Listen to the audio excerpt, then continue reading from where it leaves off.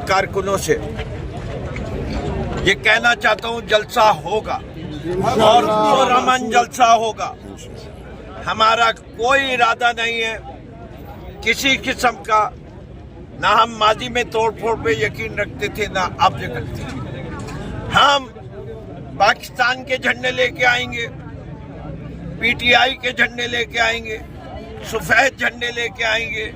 हमें आईन ये इख्तियार देता है और हमने एक दफा नहीं, ये इस्लामाबाद के जलसे के लिए 3 माह से कोशिशें जारी हैं। बार बार बोर्ड इजाजत देता है और ये कमिश्नर हजरात जो है आखिरी दिन आके कैंसिल करते हैं। जमात इस्लामी आई थी, क्यों नहीं रोका, क्यों नहीं हटाया?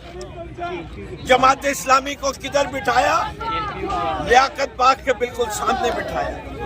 क्या पीटीआई से कोई खास मोहब्बत है आप लोगों को? क्या हमें इख्तियार नहीं है? क्या हम पाकिस्तान की सबसे बड़ी जमात नहीं है?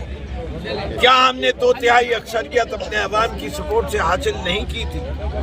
तुमने फॉर्म 47 किया, क्या हमें इतना इख्तियार भी नहीं कि हम एहतजाज करें उसके ऊपर? तुमने हमारे लीडर को बेजा कैद किया हुआ है, तमाम केस उसके खिलाफ जो है उस पे उसकी बेल हो चुकी है, हर दफा नया केस ले आते हो।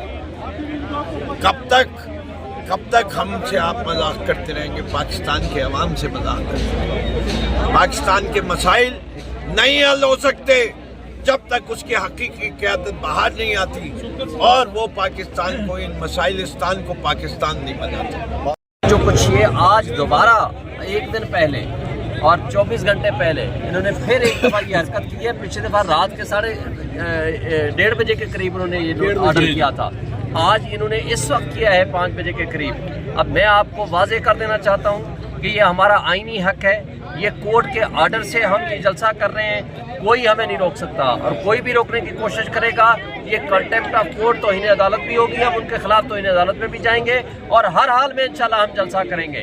और पूरे पाकिस्तानियों को मैं पैगाम देना चाहता हूँ, बाहर निकलें और इंशाल्लाह ताला यही जलसा होगा। शुक्रिया।